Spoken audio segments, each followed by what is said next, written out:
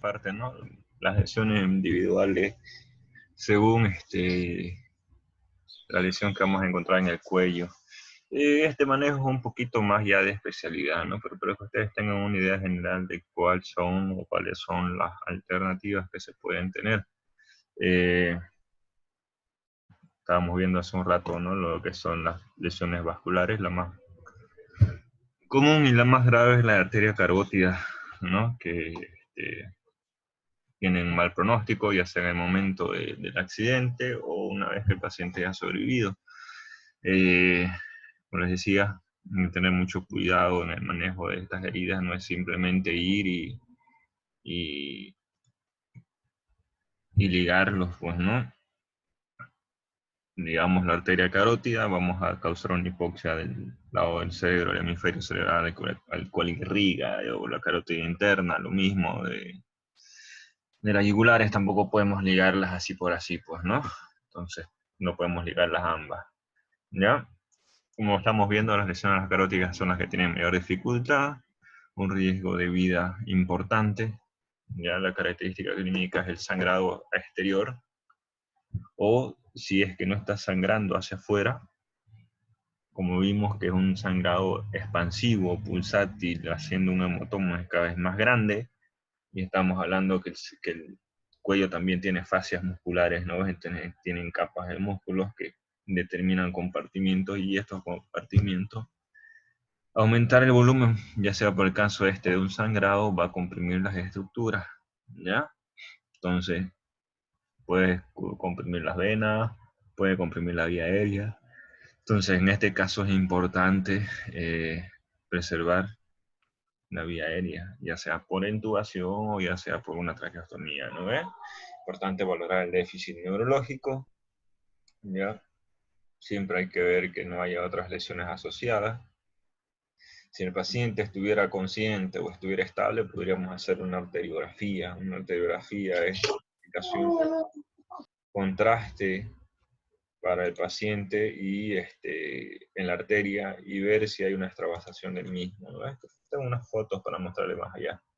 Ustedes saben, no podemos hacer esto si el paciente está inestable hemodinámicamente, ¿no? No le voy a hacer una arteriografía si mi paciente está hipotenso, está taquicárdico, pues, ¿no? Entonces, en esos casos directamente tendría que entrar a un procedimiento quirúrgico, ¿ya? Otra posibilidad es hacer una ecodoppler, ecografía Doppler. Esta pues nos puede ver el flujo vascular, cómo está en ese sitio de arteria, y nos puede dar una imagen indirecta de cómo se encuentra, ¿ya? Tratamiento. Si iniciamos una lesión parcial, podemos tratar de hacer un reparo primario, ¿ya? El reparo primario es una sutura. Eso, como les digo, no lo va a hacer usted, lo va a hacer el especialista, ¿ya? El paciente tiene que estar consciente, ¿ya? No tiene que estar en coma, va a tratar que el paciente esté en buenas condiciones. Tampoco tiene que ser un paciente que esté con edema cerebral, pues, ¿no? Eso ya nos indicaría que es una lesión importante y sería en vano prácticamente ir a hacer el reparo, porque el paciente ya no tiene pronóstico. Ya, como les dije, si ligamos, vamos a poder causarle un coma al paciente, porque vamos a causar una muerte cerebral. ¿Ya? Esto, bypass intracraneal, es colocar un tubito, hacer un puente de forma temporal de las carótidas que estén lesionadas, pero como les digo, es muy limitado y es muy riesgoso. En parte tendría que hacerse muy rápido. Ya ustedes saben que el cerebro es un órgano, las células nerviosas son órganos, son tejidos con muy poca o escasa supervivencia a una hipoxia. Ya en 2 a 3 minutos ya tienen una lesión cerebral, entonces tendría que hacerlo en 2 a 3 minutos. Entonces, aún si lo hiciera bien y lo hiciera rápido, va a quedar con un tipo de secuela, ¿ya? Por eso no se hacen de rutina.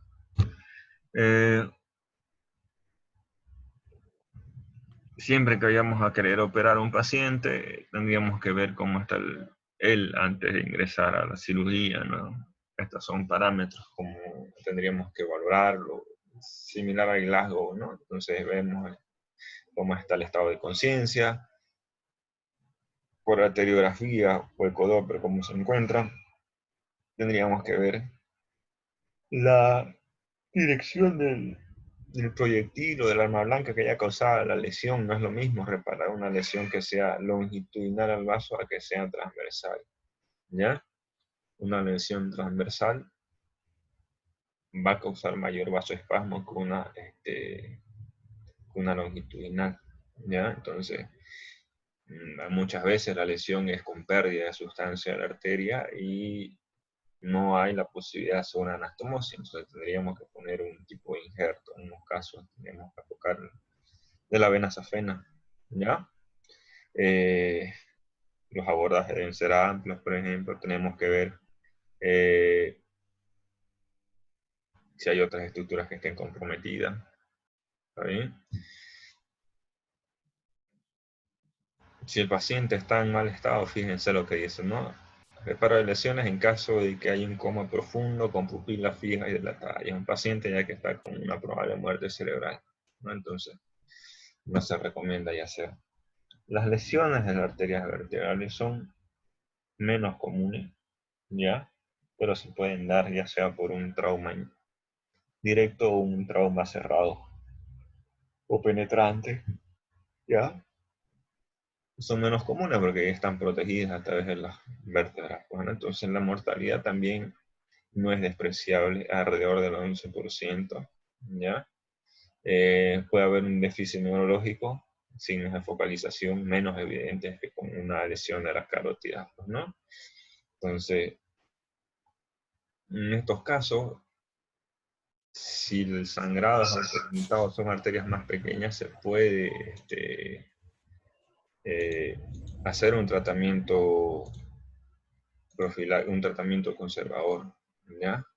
Si mantuviera el sangrado, entonces tendríamos que ir a una cirugía, pero tendríamos que hacerlo con un neurocirujano o un cirujano traumatólogo ortopedista especializado en columna, ¿ya?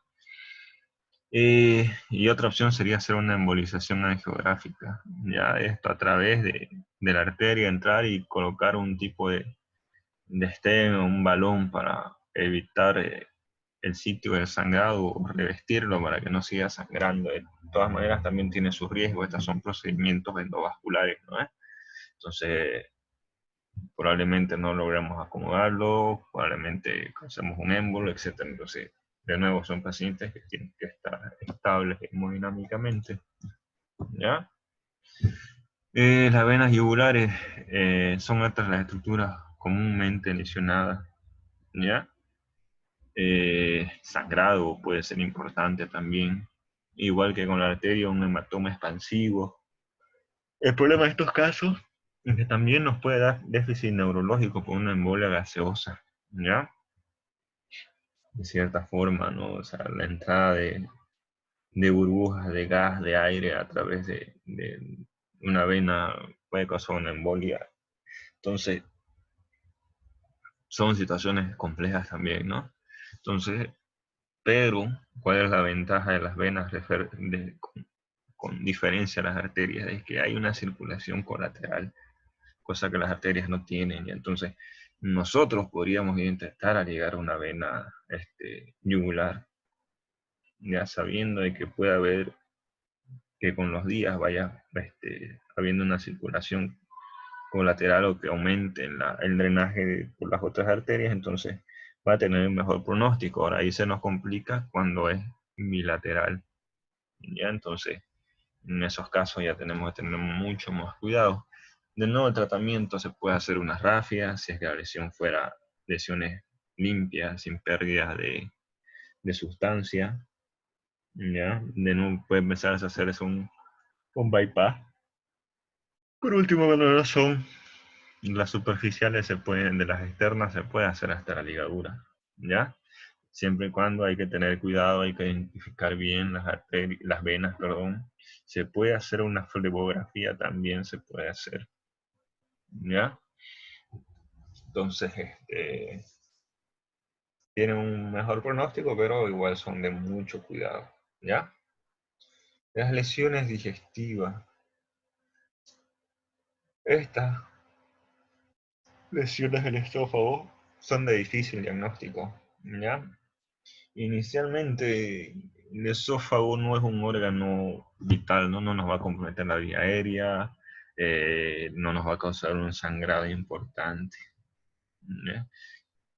¿Cómo lo vamos a sospechar en un paciente que tenga un enfisema subcutáneo, ya sea clínicamente o le hayamos pedido una radiografía y vemos? ¿Está bien? Entonces el paciente, en algunos casos, vamos a este, hablar de que tiene cierta dificultad, disfagia, dolor, en algunos casos una hematemesis, ¿ya? Tenemos que ver por eso siempre el mecanismo del trauma, tenemos siempre que investigar. En estos casos, pensando que fue una lesión aislada, como les digo, la clínica no sería muy florida, pero como la medicina es muy variable, siempre van a tener otras lesiones asociadas, entonces sí o sí tendríamos que investigar nosotros a estos pacientes. Tendríamos que hacer estudios para ver que no hay una lesión del esófago. ¿Por qué? Porque pueden derivar en complicaciones importantísimas, ¿ya? Hay las radiografías, las proyecciones laterales, creo que les mostré en la anterior clase, ¿no? Se pueden medir, por ejemplo, las distancias entre la vía digestiva, la vía aérea y el espacio prevertebral. Entonces, con eso vemos si es que hay un aumento de volumen por un sangrado, por una tumoración. Entonces, eso ya nos indicaría de que tenemos que estudiar con mayor anticipación posibles complicaciones, ¿ya? Puede haber un pequeño hematoma, puede haber una vía de la tráquea. La mortalidad es del 10% en general, digamos, ¿no? Pero cuando las lesiones son más hacia la segunda zona o van descendiendo más las lesiones, la mortalidad es mayor. No sé si me entiende. Si fuera una lesión puntiforme, una lesión pequeña, mientras más arriba hay menos lesión, menos probabilidades de complicación. Mientras vaya más hacia abajo, eh, puede presentar una complicación como la que ustedes seguramente han visto, que es la mediastinitis. El esófago no es estéril, ¿ya? La vía respiratoria sí, pero la vía digestiva no. Incluso la comida que nosotros ingerimos todo el tiempo tiene un grado de contaminación, ¿no? Entonces, también depende del pronóstico, en estos casos, la esofagitis, la mediastinitis que se vaya a producir de si la persona estaba comiendo, si había comido, si estaba con el estómago vacío, etc. Ya entonces, hay opciones de tratamiento, ¿no? Entonces, ¿cómo lo vamos a investigar? Primero hacemos una radiografía del cuello, una radiografía de tórax buscando el enfisema, después hacemos una endoscopía, ¿ya? Podemos hacer un esofagograma. Un esofagograma es un estudio contrastado, ¿no? Se le da al paciente un contraste, ¿ya? Para que lo ingiera y se va sacando placas de radiografía o se usa con un ahorita no me acuerdo el nombre. Se puede hacer una serie de placas radiográficas y vemos si hay alguna extravasación, por más pequeña que sea. ¿Ya? Entonces, o fluoroscopía se llama el otro, ¿ya? Entonces, ¿qué es qué es el movimiento es en vivo, donde podemos ver con mayor detalle si pasa o no pasa bien hacia la vía, perdón, hacia el estómago, ¿ya? Inicialmente, si no hubiera pérdida de sustancia, se puede intentar una sutura del esófago, ¿ya? Y con un drenaje, esperando de que no haya una colección, que no forme un absceso, ¿ya? En otros casos, cuando la lesión es más importante, tendríamos que hacer incluso una esofagostomía. Se hace la reparación distal y proximal, se deja el esófago abocado a través del cuello, ¿ya? Para que esa sutura distal que hemos hecho, suture, cicatrice bien, y nosotros esta quirúrgica que hacemos más arriba de la lesión, tenga los bordes más limpios, bordes más regulares, entonces cuando sea el momento, lo podemos volver a reparar, ¿ya? Incluso podemos dejarlo sin comer al paciente por vía oral y se le hace una gastrostomía.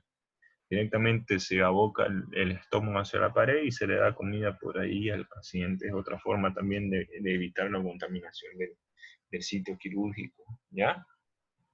Entonces, también se pueden usar prótesis, hay prótesis de intestino delgado, por ejemplo, ¿no? Suponiendo que el paciente sobreviva, ¿ya? Entonces, como digo, las lesiones de esófago no son lesiones que pongan en inmediato riesgo a la vida del paciente, ¿ya? Sí, la revisión secundaria deberíamos percatarnos de ella. En la revisión primaria no, pero en la secundaria, como dice la TLS, deberíamos ya ser capaces de tener identificadas todas las lesiones o traumas de cuello.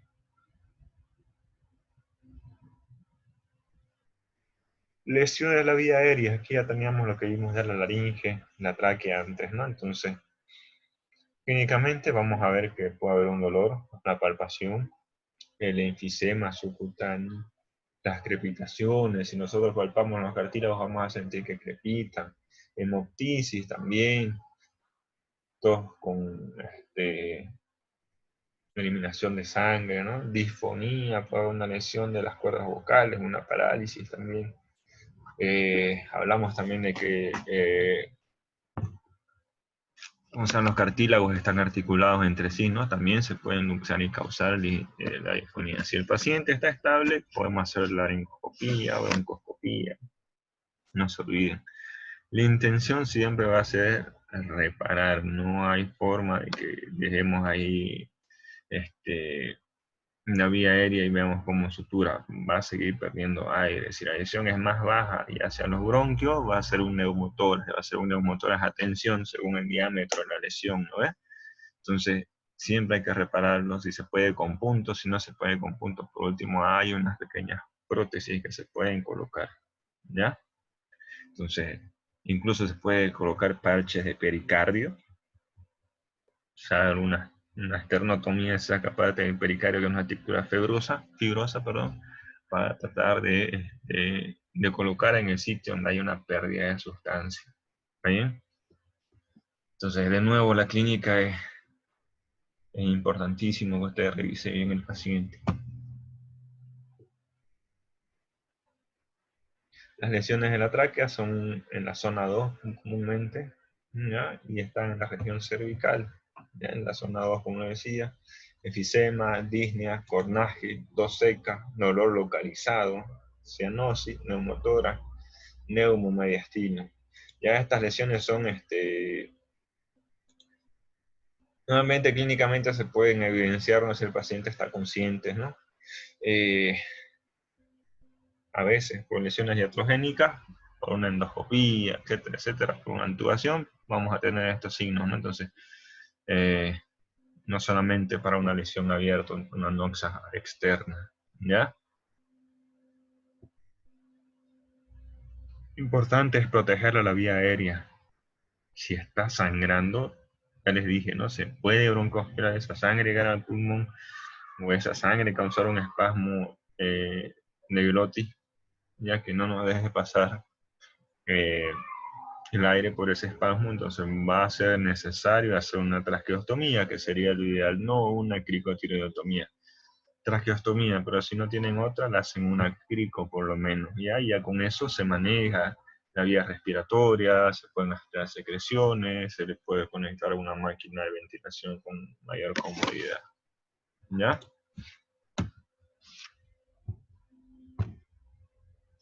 Y esto vimos en la anterior clase, ¿no? Es lo que estamos hablando del trauma de laringe, como siempre están asociados con el trauma de tráquea, ¿ya? Eh, Lesiones que también están contaminadas mientras más arriba, porque están cerca de la faringolaringe, que está conectada con el esófago, ¿ya? ¿Qué signos vamos a tener? Estridor laringio, acortamiento de la respiración, alteración de la voz, de nuevo el enfisema subcutáneo y indolor, puede haber disfagia o linfagia.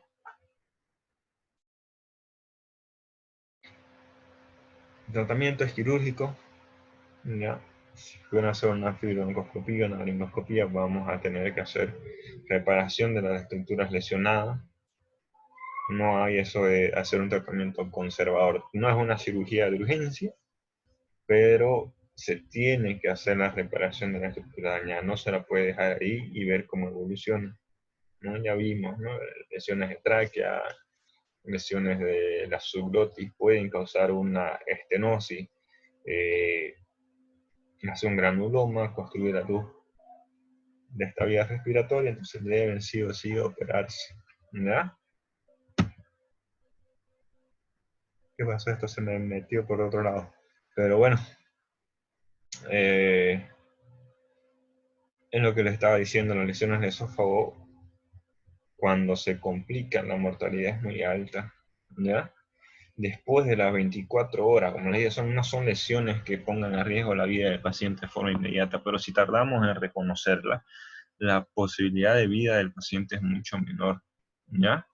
67% dice, ¿no? Incluso llega a 40% la sobrevida del paciente por la contaminación que hay por la mediastinitis. Ustedes saben que en el tórax no tenemos un mecanismo de defensa como el abdomen, ¿ya? En el abdomen, cuando tenemos una lesión por arma blanca, una perforación, por la causa que sea, hay una reacción plástica, ¿no? Forma un plastrón. El plastrón trata de ir a bloquear el sitio de la lesión y quizás queda como un absceso localizado. Entonces, es un mecanismo de defensa importantísimo para evitar que la infección se propague, ¿no? No siempre es perfecto, pero existe. Pero en el tórax no tenemos eso, no hay forma de que vaya, no tenemos un epíplon que vaya y obstruya el sitio, bloquee el sitio de la lesión, entonces la infección sigue propagándose, ya va bajando por el cuello, va llegando al tórax, empieza a afectar los pulmones, el pericardio, etc. Entonces hace un clavo tóxico, shock séptico del paciente que se muere, ¿ya? Eh, las lesiones nuevamente son complejas, las lesiones son combinadas en un cuello, ¿ya? Como digo, en los libros ustedes siempre van a leer, si fuera lesión solo de esto y solo de esto otro, ¿no? Puedo tener un paciente con una lesión esofágica con una fractura cervical, ¿ya? Puedo tener el paciente con una lesión vascular con una lesión inestable del cuello, ¿ya? Una lesión del neumogastrio, entonces el paciente no va a poder respirar. Así esté conservada la vía respiratoria, entonces va a tener dificultades también, parálisis, por lesión del espinal, etc. Entonces, eh, muchas veces el manejo es muy complejo y en general, si tomamos en cuenta la supervivencia de uno y otro, el riesgo de complicaciones se aumentan, ¿no? O sea, el 10% de lesiones, complicaciones o de mortalidad por lesiones esofágicas, más el otro 10% por lesiones de la vía respiratoria, termina en 20, llega a un 30%, entonces estamos viendo que el pronóstico se va haciendo más sombrío cada vez, ¿no ves? Incluso con un buen tratamiento quirúrgico, haciendo lo que se tiene que hacer, el postquirúrgico, la morbilidad, la mortalidad posterior es importante, ¿ya? Entonces, eh, siempre tengan la sospecha cuando tengan estas lesiones. Si ustedes tienen el lugar para poder hacer la revisión, tienen los materiales, tomografía, si ustedes en algún momento hacen la especialidad, solicítenlo, pero ustedes como médicos generales recién egresados, lo preferible es derivar al paciente, ¿ya? Las normas de atención, de nuevo las mismas, el A, B, C, D, intubación, traqueostomía, control de hemorragia, estabilización. ¿Qué quiere? ¿Cómo puedo controlar la hemorragia cuando estoy con uno de estos pacientes? ¿No? A veces cuando uno empieza de médico, las situaciones a veces los desbordan a uno y no sabe cómo actuar, ¿ya? Entonces, la primera medida sería compresión. ¿Está sangrando? ¿Qué tengo que hacer? Hacer una compresión, no hacer un torniquete, ya les dije. No va a faltar el inteligente que le quiera hacer un torniquete en el cuello y termina ahorcando a su paciente, ¿no? Eh, una compresión digital, se pone en un guante Si ustedes ven que es un hematoma pulsátil, un hematoma expansivo, si ven que es un sangrado externo, pueden meter el dedo y hacer una compresión con el dedo hasta que el paciente sea referido, o ustedes en la ambulancia pueden ir con el paciente. ¿Ya? Son medidas de salvataje para el momento. Si no quieren hacer eso, pueden usar una sonda Foley, ¿ya? Ingresan 1, 2, 3 centímetros hasta donde choque y inflan el balón, ¿ya? Unos 10 cc, 20 cc, si con eso no para el sangrado, un poquito más allá, tratan de relocalizar la sondita y la vuelven a inflar, ¿ya? La contaminación del área va a ser secundaria. Ustedes en ese momento les va a importar el ABS, quizás tengan que haberlo entubado y quizás tengan que hacer el control de hemostasia, ¿no? Entonces, por lo menos un control de hemostasia temporal, que sería una compresión digital o colocación de una sonda Foley, como les digo, ¿ya? La infla con agua, con aire, con lo que les dé la gana, pero eso es en el momento del accidente para salvar la situación, ¿ya? Pasar, como les dije, solución fisiológica, siempre 2 vías, inmovilizarlo al paciente hasta que lo vea el especialista y ellos decidan qué hacer y si sobrevive el paciente, bienísimo, si no, ustedes hicieron lo que tenían que hacer, que es lo importante. Bueno, cada paciente es distinto, ya no se olviden de eso, imagínense, no es lo mismo tener una paciente joven, delgada, que un varón obeso, ¿no? Entonces, incluso es más difícil con cuello corto tratar de hacer la compresión de las estructuras. Pero, de nuevo, les recomiendo no hacer la exploración de las heridas, ¿ya?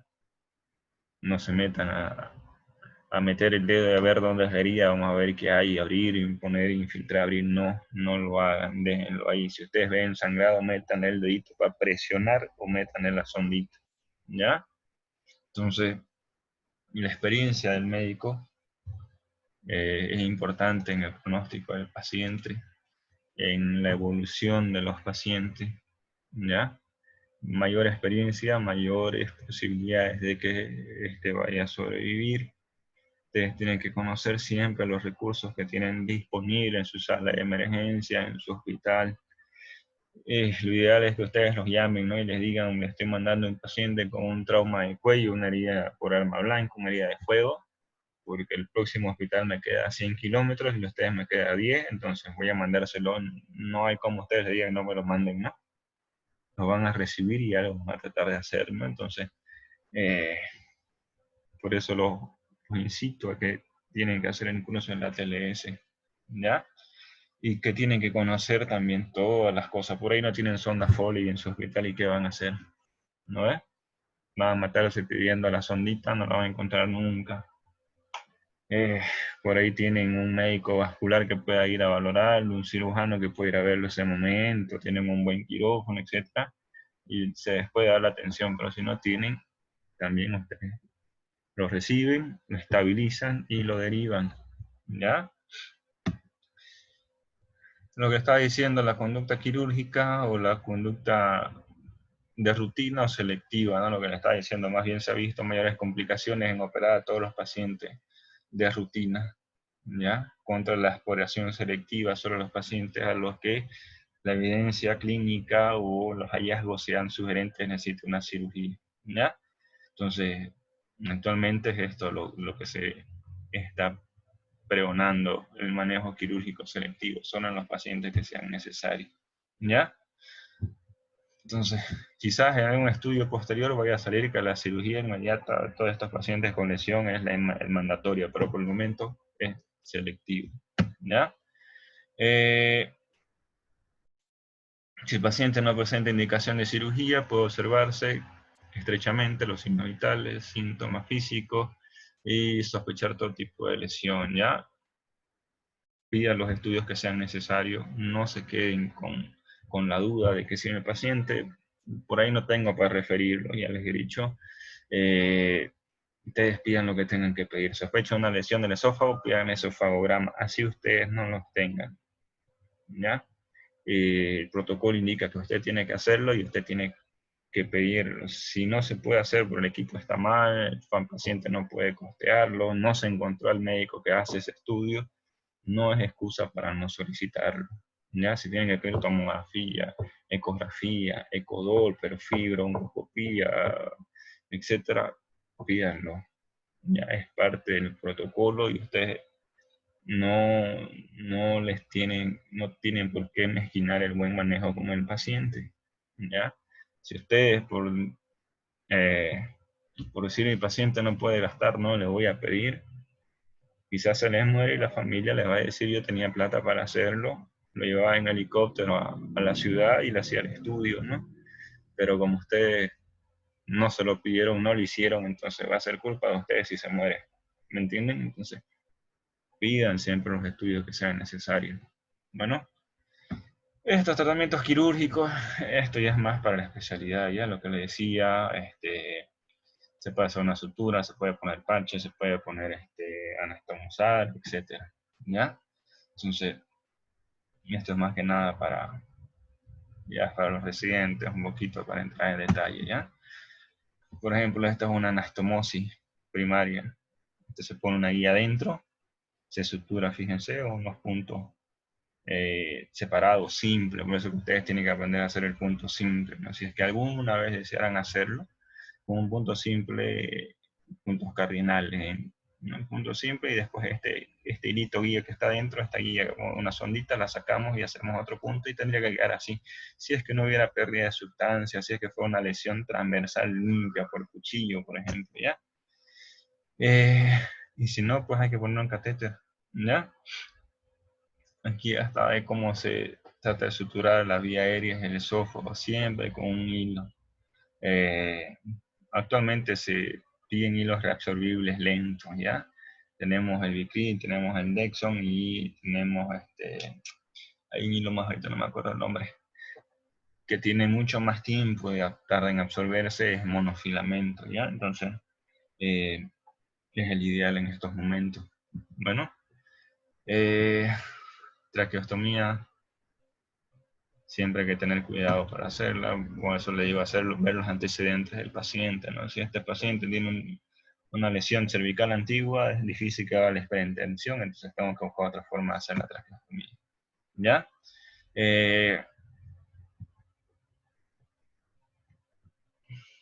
Estos son, por ejemplo, los libros, los gráficos que te muestran un libro de cirugía, la técnica quirúrgica, cómo poner al paciente, cómo extenderlo, ¿ya?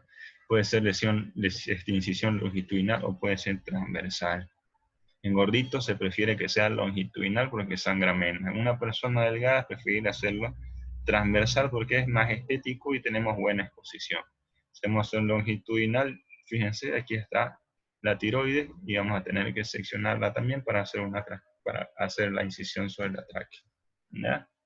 Estos son los pasos, cómo tengo que abrirla, tengo que inspeccionar, cómo tengo que poner el la cánula, cómo la fijo la cánula, algunos dicen que hay que fijar la tráquea a la piel o no fijarla, etc. ¿Ya? Eh, Indicaciones para cirugía inmediata: obstrucción de la vía aérea, hemorragia activa, los hematomas pulsati, herida soplante, enfisema subcutáneo, ¿ya? Aquí tenemos que ver que no hay un neumotórax hipertensivo que indique la colocación de un tubo de tórax antes de entubar al paciente y peor aún conectando el ventilador. Salida deriva a través de una herida traumática, ya eso quiere decir lesión del esófago, déficit neurológico, lesión torácica, ¿no es? Lesiones superficiales, fíjate otra lesión más profunda, ¿ya? Lesiones por armas de fuego, no quiere decir que la lesión simplemente va a venir por el cuello, no pueden ir por la cara, venir por el piso de la mandíbula y terminar lesionando el cuello, ¿ya? Fíjense los dientes, fíjense las esquirlas, fíjense cómo se ha llevado varias estructuras, ¿ya? Conductas autolíticas, disparos. Y aquí el manejo no solamente va a ser del cirujano, ya les dije, va a tener que entrar el maxilofacial, va a tener que entrar el otorrino, el neurocirujano, etc. ¿Ya? Armas de fuego de nuevo. ¿Ya? Fíjense la bala cómo ingresa por uno y sale por otro lado. ¿Está bien? Si un poquito más abajo puede lesionar también el pulmón, no se olviden de eso. Esta es una arteriografía, ya, fíjense, este es el bronquio brachiocefálico, la aorta, la carótida, esta es en la zona 2, ya, una lesión transversal, dice por arma de fuego, ya. Bueno, ¿alguna duda? ¿Algo más? Pásenme pongan su nombre aquí en la lista para que yo los anote en la... Tengo una pregunta. Dígame, doctora.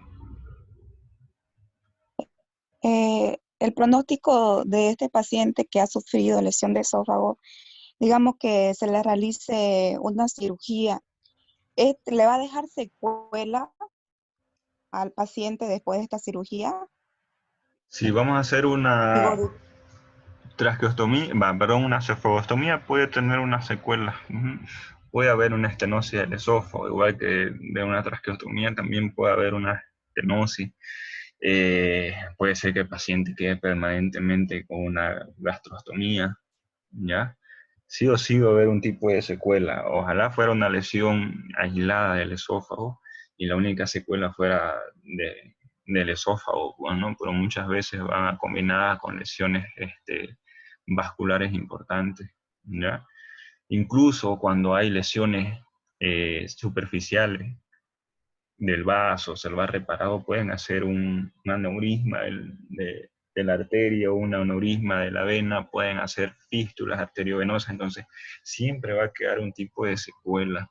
Algunos pacientes, por último, no se pueden ni reparar al final la vía respiratoria y quedan traqueostomizados también de forma permanente. Entonces, la secuela sí va a haber lo que se conoce como morbilidad, puede haber desinfección, puede hacer un absceso, por ahí tenemos que ver en la vida